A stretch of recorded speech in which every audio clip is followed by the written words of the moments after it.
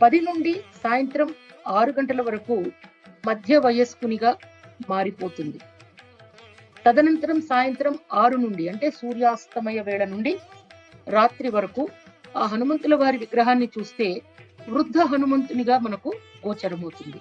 అంటే సూర్యాస్తమయం తరువాత హనుమంతుల వారు వృద్ధ రూపంలో, సూర్యోదయ సమయానికి బాల రూపంలో మనకు గోచరమవుతారు. ఆ క్షేత్రంలో సూర్యుడు తపస్సు చేస్తున్నప్పుడు హనుమంతుల వారు వారికి సేవ చేశారట. తదనంతరం సూర్యుడు తన తపస్సు ముగిసిన తరువాత హనుమంతుల వారిని అదే క్షేత్రంలో విరాజం అయి భక్తుల యొక్క కోరికలను తీర్చవలసిందిగా సూర్య భగవంతుని యొక్క ఆదేశం కాబట్టి సూర్య భగవంతుని యొక్క విశేషమైనటువంటి ఆదేశాన్ని అనుసరించి హనుమంతుల వారు ఆ క్షేత్రంలో విరాజమానమై ఉన్నారు.